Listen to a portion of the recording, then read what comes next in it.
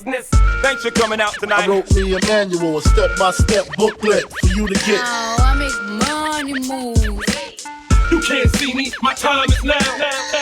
What up, guys? Welcome back to the Fitness Times Business Podcast, the show created to provide you with the practical and strategic advice to help you level up in fitness, business, your career, your relationships, and your life. My name is Joseph Mansell. I am your host, back with another installment of our Q&A segment, Your For, with co-host Brandon. How are you? I'm good, man. Good to have you back. Yeah, it's we good, haven't man. done. We've had so many guests on the podcast. We haven't done a Your For shit, man. It's got to be over a month now. Hot minute. Yeah, it's been a hot minute, but it's good news because it means that we've just been stockpiling questions, and we've got 4 fucking epic questions to dive into today. Before we dive in, Brandon, man, quick reminder about our price beat guarantee, our all new price beat guarantee, because a lot of people are surprised. A lot of customers are surprised. They're like, "Oh shit, you actually going to beat the sales price? You're going to beat the blowout price? You're going to beat the discount price? This person over here is doing 20% off this weekend. You're going to beat that price? This person over here doing a long weekend blowout sale. You're going to beat those prices? Fuck yeah. We're going to beat everyone's prices." It's been really well received, eh? It's good.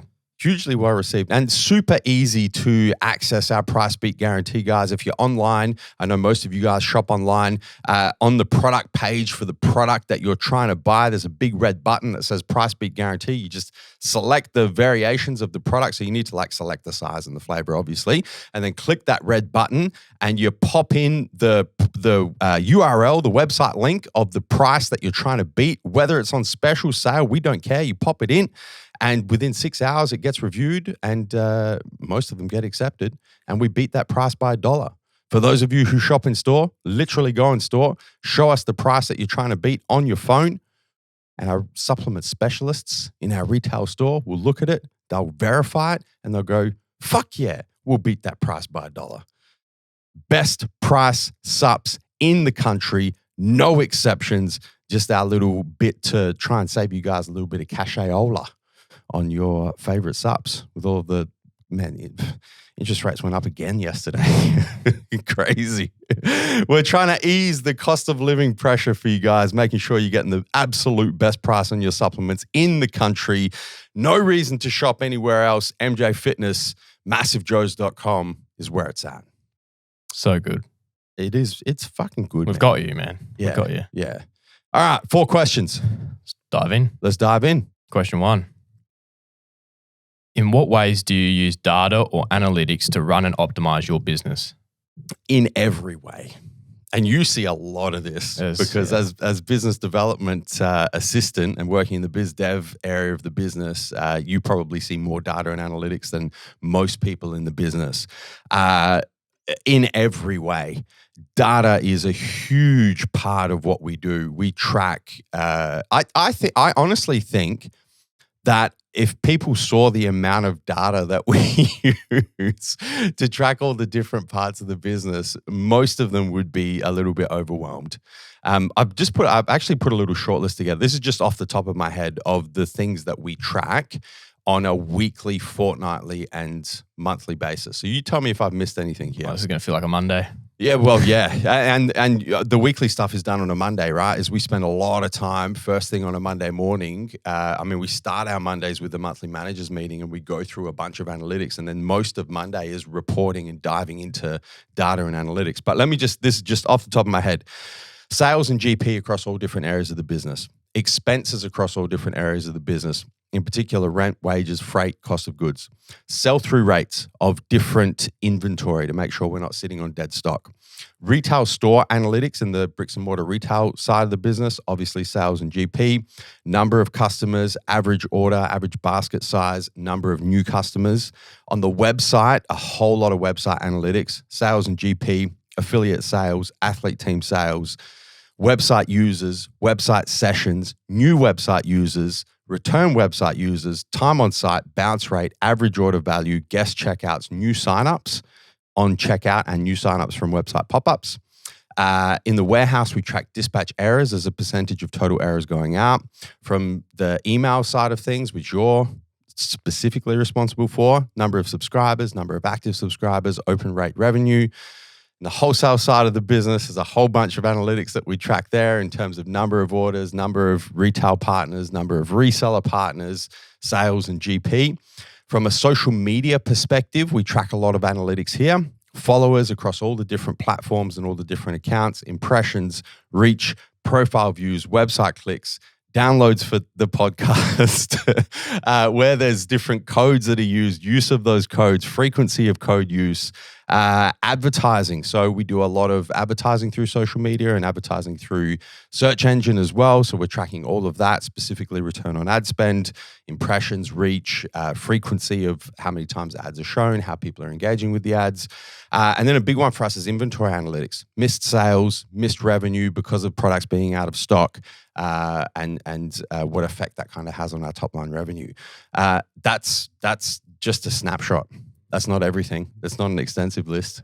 It's not. But there's a whole lot in there. There is, yeah. Before I came into head office as well, like I had no idea. Well, you started in the retail team, right? Yeah, so even then, there was a lot. Yeah, well, you would have seen the retail analytics, which was sales, GP, customers, average order, new customers. And that's kind of probably what you would have seen. Yeah. But yeah, there's a whole lot going on. So that's kind of the data that we track and the analytics that we track. And then I guess the second part of the question is, in what ways do you use it to optimize the business? Well, information is power, right? So what all of this, and this is why I'm so big on the data and the analytics, because what it allows us to do is see where the holes are, right? See where the gaps are. Okay. So it's not just about recording the data and looking at the data. It's about, okay, let's take a deep dive here. Why is this number up? Why is this number down? What can we do better to plug this hole? This hole's been plugged. How did we plug it? How do we make sure that it doesn't become a hole in the future? So, it depends on what area of the business we're looking at, but the first step is to dive into the data, and then to really think thoughtfully about the data around how can we improve. And I think that is a forever changing process, right? Because sometimes you look at a particular piece of data and you analyze it in a particular way, and then you might come back a month later and go, hold on a second, perhaps I didn't interpret that the correct way. We've just been through this. Vince and I just went through this 2 weeks ago, so far as we were specifically looking at our inventory holding and stock sell-through rates and missed sales based on products being out of stock. And we'd never looked at the data this way before, right? We kind of always looked at it through one lens, and then we went, hold on a second, maybe we should look at it through a different lens as well. And so we literally flipped it on its head, looked at it through a different lens, and we were like, oh, fuck. Lens A, that was encouraging us to make certain decisions around stock holding and reordering rates and terms and so on and so forth. When you compare that to lens B, it painted a completely different picture. Oh, shit. Okay, maybe we need to question the decisions that we've been making based on our interpretation and our analysis of this data through lens A. So that, and I think that, that really is the separator between businesses that are successful over the long term and businesses that have short-term success. Mm. Do you have anything you want to add there? Not really. Like, it's just so critical. Like, even just, you pretty much, when you set up like a new area of the business or we're doing something else, you set that up straight away. So you're tracking instantly. And going back, if I'm tracking like my email stuff every week, you can go back to 2-3 years ago and see, okay, the open rate or the revenue back then was this amount. It's dropped or it's increased. What have we done right? What have we done? What aren't we doing well? And you can just make changes. But yeah, how else are you going to measure growth if you're doing things right, if you're doing things wrong? Like, it's the weekly managers meeting as well. You always ask us, what have we done well? What are we doing well? And what can we improve on? And that just helps so much. And that's analysis ultimately, because at the start of those meetings, I present top line data, and then we go straight into what did we do well last week? Where did we drop the ball last week? What can we do better this week? So that's immediately data analysis. You'd be surprised though, man, because through my mentoring work, I work with a lot of different businesses and a lot of different leaders in different businesses. And you would actually be surprised. A lot of people don't use data, firstly, don't measure in the first instance. Like everyone measures top line sales, top line revenue. Where are your expenses at? I don't know. How do you not know? What's your GP? You're selling a cup of coffee. What does it cost you to make that cup of coffee?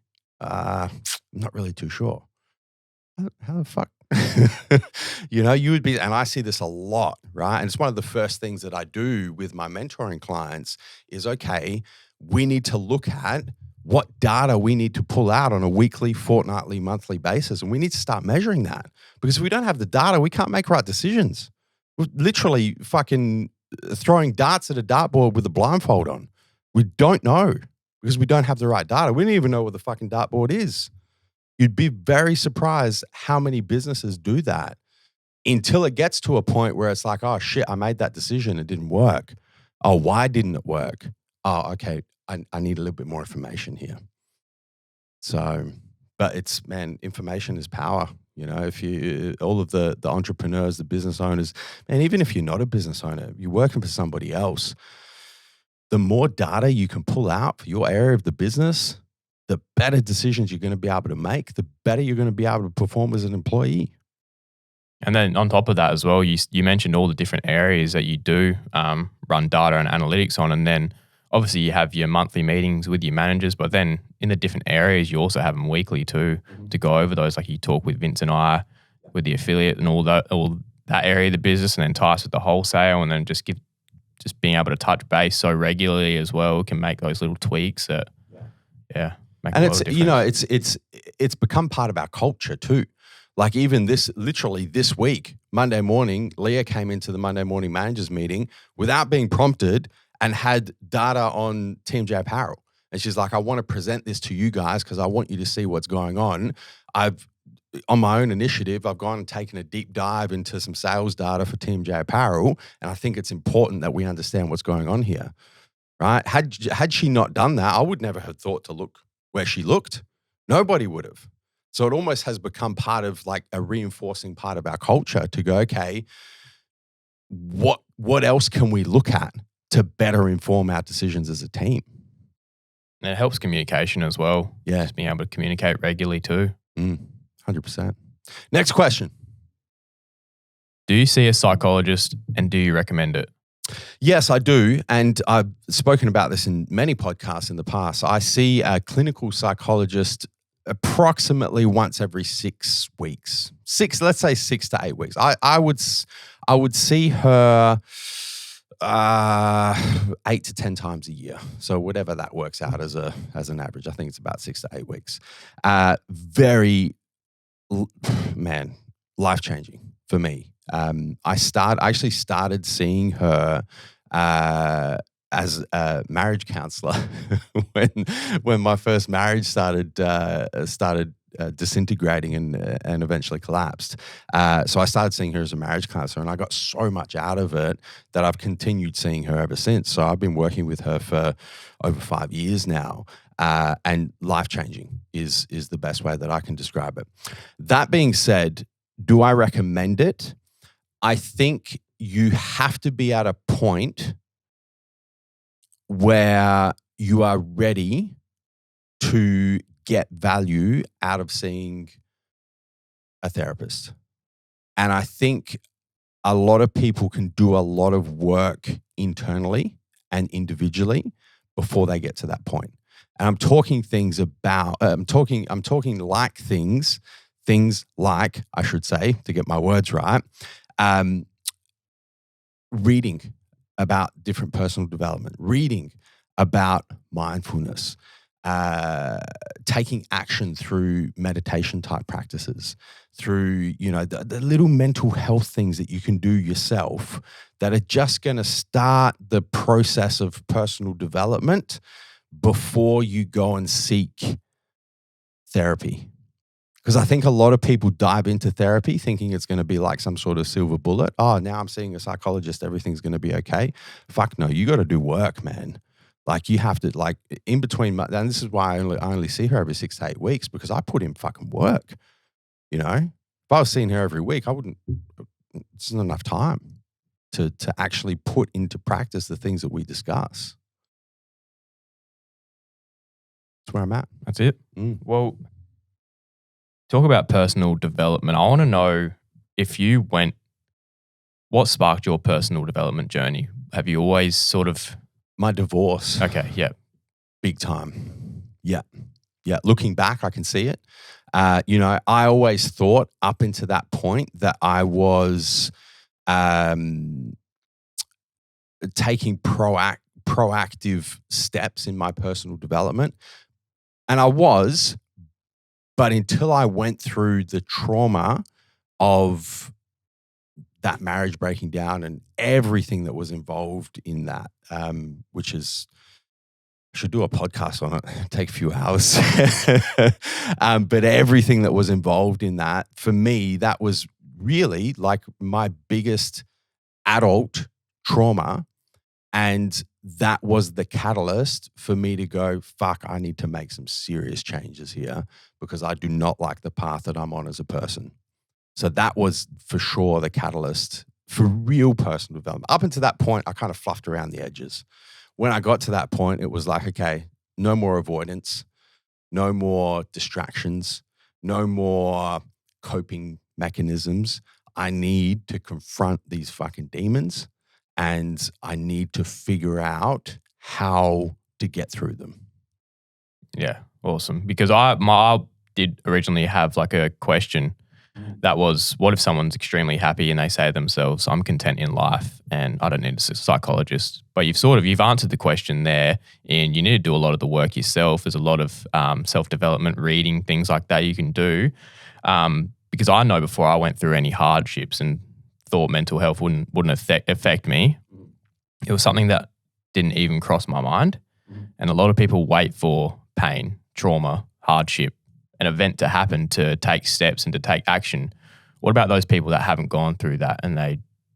That was me. Yeah. That was me. Do want to... That was me pre-2017. Fucking life was great.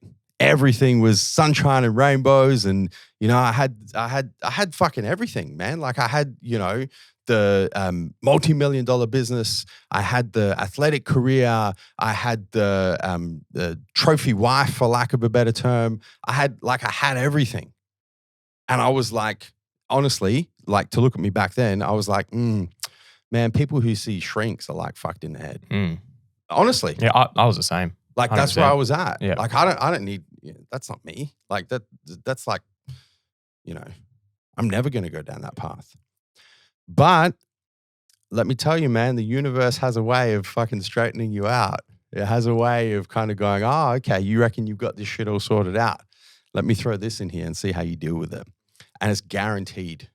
Nobody escapes life without going through some sort of trauma. And it could be a divorce. It could be a breakdown of a career or a breakdown of a business. It could be some sort of physical illness. It could be some sort of physical illness to somebody very close to you. There's a million different things that the universe can throw at you that is going to literally send you in a fucking spiral. And that's when you're going to go, oh shit, okay.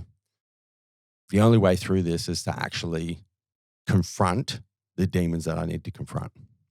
Yeah. Yeah, I was the same. I was very ignorant to mental health.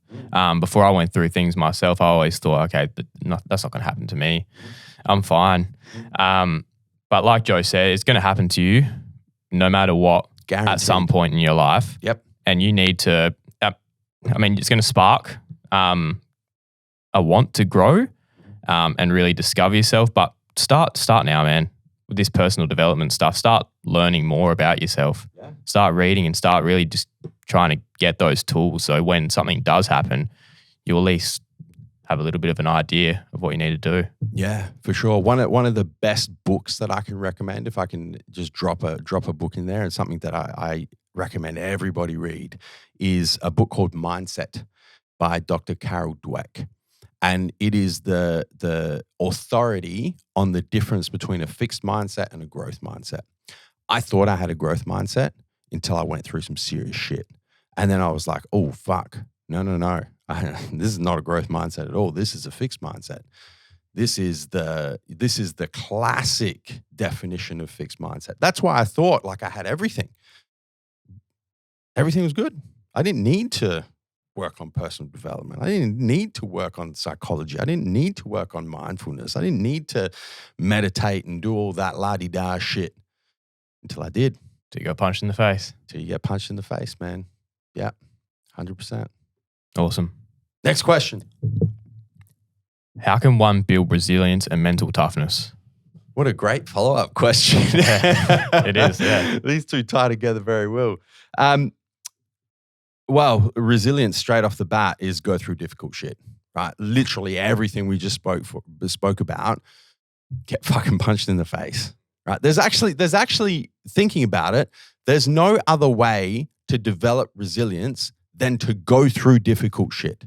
So you can do all the fucking reading you want about it. You can listen to all the speeches and podcasts and all that shit about building resilience until you actually physically and psychologically go through hard shit and figure out how to get through it. There's actually no other way to build resilience. So if the universe doesn't throw hard shit at you, how do you build resilience? Well, you take the less traveled path. When you have a decision to make, and one direction's easy and another direction's difficult, you choose the difficult direction.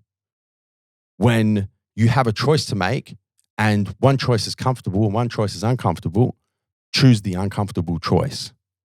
You can actually force yourself into positions where you confront difficulty and build resilience consciously. Mental toughness, I think, has more to do with keeping the promises you make to yourself and doing what needs to be done when you don't feel like doing it. When I think about all of the things that I do that have and continue to build my mental toughness, so much of it is that. I can think of literally today, what's the time? 12 o'clock.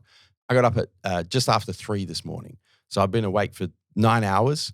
And I could think of probably 5 or 6 things today in the first 9 hours of the day where I was like, fuck, I really don't feel like doing that. Hold on a second. Discipline. Do it. You don't feel like doing it. When your mind says no, you go. Do it. Every day, right? It's a continuous process. But I think make promises to yourself, keep them, specifically when you don't feel like keeping them, and do what you know you need to do, especially when you don't feel like doing it. Rinse, repeat. That's how you build mental toughness. Rewind that and re-listen to that, guys. Pause and put that shit on repeat. Because choose the hard right over the easy wrong.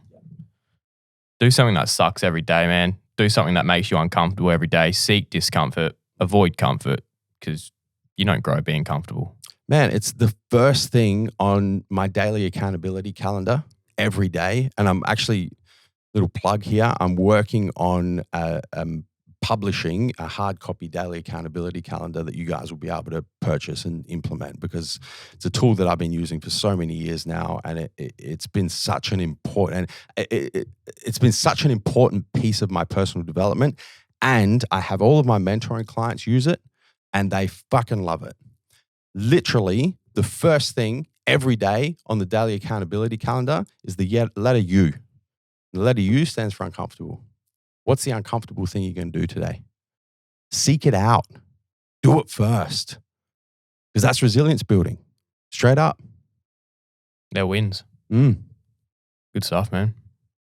Anything you got to add there? Not really, man. You've hit the nail on the head with that. What about you, from your personal experience, have you had any specific things that come to mind that have been a big part of you building resilience or mental toughness? I know you did 75 hard. I did, yeah. 18 months ago now? Yeah. Like I said, like the biggest win, 75 hard is a it's a mental challenge. As much Shout as out they've- Andy Frisella. Shout out, man, because Yeah. it's an unreal challenge, and that is a mental toughness challenge. And it's pretty much just like he said, just ticking those boxes every single day when you're like, your mind's just screaming at you, your body's screaming at you, but you need to choose to do these and cross these off. And you just need to stack them as well. Just build on those wins, build on those habits every single day. And that's 75 hard years, right? And that's why it's 75 days of doing hard shit. Put the words together, 75 hard. But it's literally like, man, I can even think, I'm not specifically familiar with all the stuff on 75 hard, but like this morning already, so, I'm fucking less than 2 weeks out of a show at the moment. So one of the most difficult things for me to do at the moment is cardio on the Devil's Staircase. I did 55 minutes this morning. I did not want to take one fucking step on that staircase. My hamstrings are sore, my calves are sore, my lower back's sore, my food's restricted. I'm just fucking exhausted. 55 minutes. Second thing, I fucking hate cold showers, especially this time of year, because cold showers, in summer, it's all good, right? Because the water kind of comes out in Australia and the water's, it's not really that cold. This time of year, we're coming into winter. It's literally, it's like ice cubes come out of the fucking shower head. Did not want to get in a cold shower this morning. Got in a cold shower. I know that, the cold shower thing is a 75 hard thing, right? It's not. Oh, it's not. I Fuck. think he has like a full years program. It's like Okay, Live maybe Hard, that's and I the think it's part of second it. phase. I think it is Yeah. the second phase. Yeah. Yeah. But regardless, it's about literally setting up your day with hard things, with difficult things that you have to do every day for 75 days consecutively. No taking a day off here. No, you take a day off, you start again. You go back to day one. Man, there's tiny tasks. One of the tasks is take a photo of yourself, take a progress photo every day. You forget to take that photo, you got to start from the beginning, man. Otherwise, if you say, okay, I've finished this challenge, you're going to full feel of like shit. shit. Deep down that you didn't. I mean, a lot of the tasks, there was hard tasks in there, but some of them were, okay, just read 10 pages of a book, a self-development book every day, or drink 4 liters of water every day. And I'd get towards the end of the day at night and I'd need to go to bed. And I'm like, fuck, I haven't done this yet. I haven't drank 2 liters of water. I know I'm going to be up pissing every night, but you got to do it. And the one thing that it did instill in me and was the main takeaway from it is knowing that if you say you're going to do something, you're going to do it. And that's mental toughness, man. That is the definition of discipline. Awesome. Last question. Might be wishful thinking, but any chance there will be a store in Perth again in the future? Absolutely. The short answer is absolutely. The long answer is, and I'm really happy that this question has come through because it lets me talk about something that we talk about internally a lot here, but I don't really talk about publicly, and I'm happy to talk about publicly, is bricks and mortar retail is changing very fast. Faster than I think it's probably ever changed in the history of bricks and mortar retail, not just in the supplement and apparel space, but across everything.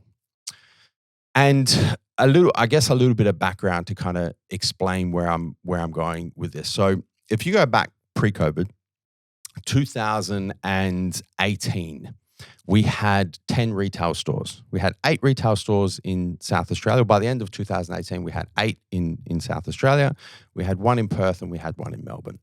And my vision for bricks and mortar retail was we'd set up this network in South Australia that was doing well, firing on all cylinders, still quite a young network, but was really heading in the right direction. And I was like, you know what? I'm going to take that. I'm going to replicate that in every state in the country, or every major state in the country. So the second one was going to be Melbourne, and Melbourne was going to be 2020. I say a little prayer every night that I didn't jump the gun on that one, because that would have been the end of MJ Fitness for sure, knowing what we now know about Victoria and Melbourne and how badly that was locked down. But that was my vision, is it was like, you know what, bricks and mortar retail in the supplement and fitness apparel space is about convenience. And I've proven that it works in the smallest major city in the country. So I just take that and I roll it out across Victoria, across New South Wales, across Queensland, Western Australia, and happy fucking day. So I was literally looking, end of 2019, start of 2020, Melbourne, I was going to do 12 to 15 stores over the space of 2 to 3 years, right? And then Sydney, 15 to 20, right? Based on population and geographical capacity and so on and so forth. That was the vision. Then COVID happened, obviously, 2020. So it pumped the brakes on fucking everything. And what we've seen on the backside of COVID is a fundamental change in consumer behavior, which has, and you can run this through your own mind and the way that you behave as a consumer. I do this all the time personally. Is convenience when it comes to bricks and mortar retail is just not valuable anymore, because you can order shit online and you can have it there the same fucking day. We do it. We do same day delivery. You order your shit in the morning, it's there in the afternoon. Why would you bother the time, the effort, the energy, the petrol, the paying for parking, and everything that goes into going to a bricks and mortar retail store to get something, when that same bricks and mortar retailer will ship it to you for free or for a small fee on the same day, and you don't have to lift a fucking thing? So convenience is just, there's still value there, but it's just not as valuable as it was when you go back 4, 5+ years ago. So that has been a fundamental change.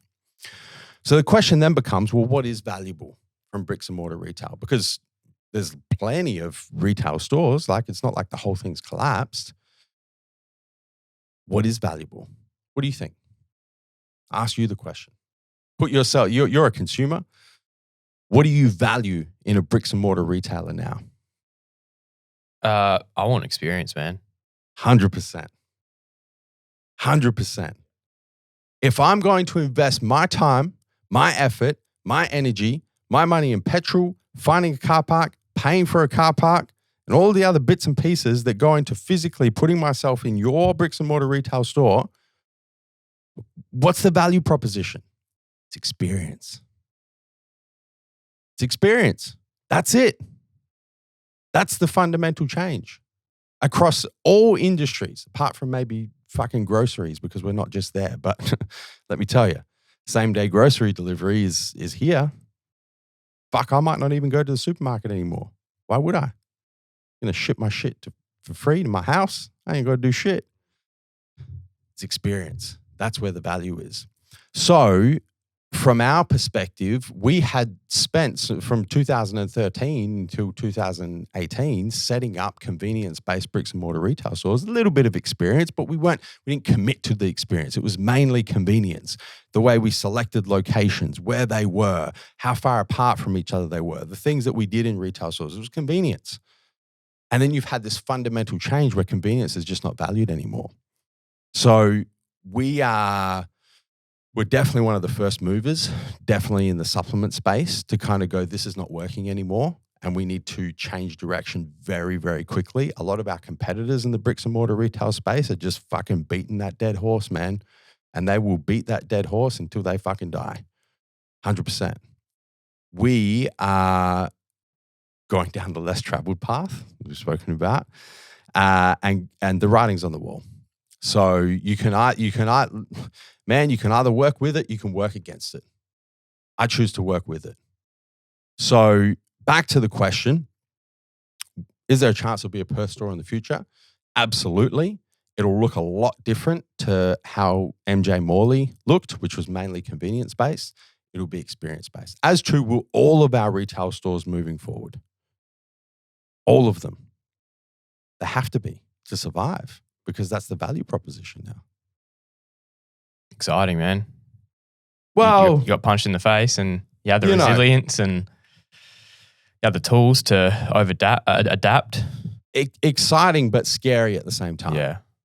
One of my favorite authors, Robin Sharma, he's written The 5 a.m. Club is probably, he's written a lot, but The Monk Who Lost His Ferrari, 5 a.m. Club, his most recent book that I read last year, the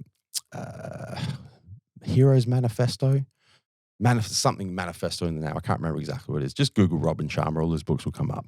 One of his best quotes, and I think this is from the 5 a.m. Club, is change is hard at first, messy in the middle, and gorgeous at the end. Change is hard at first. It's the less traveled path. It's the uncomfortable path. It's the difficult path. It has to be because you're challenging the status quo, right? As humans, we don't want to change. We want to have the same habits, the same routines. We want predictability. We want certainty. As soon as things get thrown off, it's hard. Change is hard. It's hard at first. So it's difficult. And it's taking a lot of fucking courage for us as a team, us as a business, to accept that what we thought was going to play out a certain way has changed so dramatically. It's not going to play out that way anymore. So what are we going to do about it? Well, we have to change. It's hard at first. Messy in the middle. We're going through the messy part right now. Fucking gorgeous at the end. Guaranteed. 100%. So that's where we're at with bricks and mortar retail stores. And I think, because we've closed a number of stores since COVID, and we closed another one a month ago.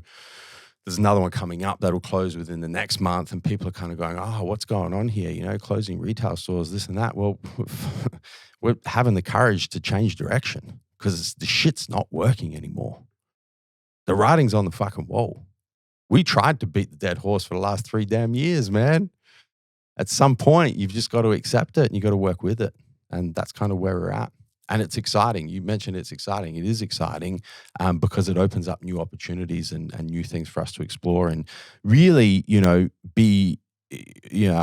I often refer back to when we opened the first standalone bricks and mortar retail store, which we still operates today, is MJ's Durnan Court. And that was 10 years ago now. That was 2013. And that was such a pioneering move in bricks and mortar retail because back then, all of your supplement stores were fucking carpet floors, Bunnings shelving, bags of protein on the floor, shit stuff, like just shit. And we came in, this big store, 150 square meters, tiled floors like you've walked into a fucking 5-star hotel, beautifully displayed supplements, beautifully displayed apparel, screens playing promo. Like it was never seen anything like it in Australia. Never been done. It was pioneering at that point in time. We've done it once, we can do it again. So I'm excited for what the next pioneering step looks like in terms of bricks and mortar retail. That's the exciting part for me. And that's why it's gorgeous in the end. It's just messy in the middle.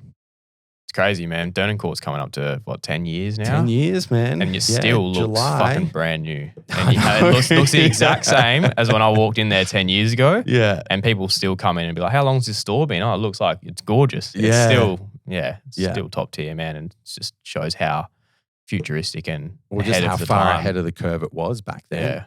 Yeah. So it'd be interesting what the next chapter looks like. We got a lot of change happening, man. We've just gone through the rebrand from Massive Joe's to MJ Fitness officially. Saw that one coming for a while, but yeah, exciting times ahead. 100%. That's a wrap. It is. 4 questions. Brandon, thank you so much, man. Thank you. Awesome to have you on board again, guys.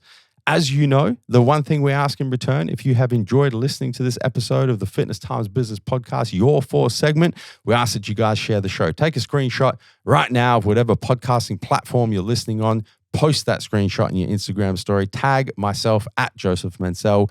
Tag Brandon at Brandon Verdi. We like to see those tags and we repost as many of them as possible. If you guys have a question that you'd like us to answer in the next episode of Your 4, send Brandon a DM at Brandon Verdi, BrandonVerde.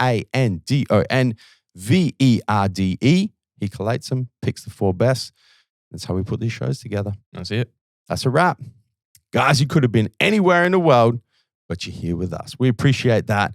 Until next time, we'll catch you on the flip side. Thank you guys so much for tuning in to this episode. We hope you enjoyed listening. A couple of things to round out. Firstly, if you've yet to subscribe to the Fitness Times Business Podcast on your favorite podcasting platform, make sure you do that right now so you don't miss any future episodes. Secondly, if you guys took some value from this episode, the one thing we ask in return is that you share the show. And finally, if you've yet to leave us a 5-star rating, make sure you do that before the next episode.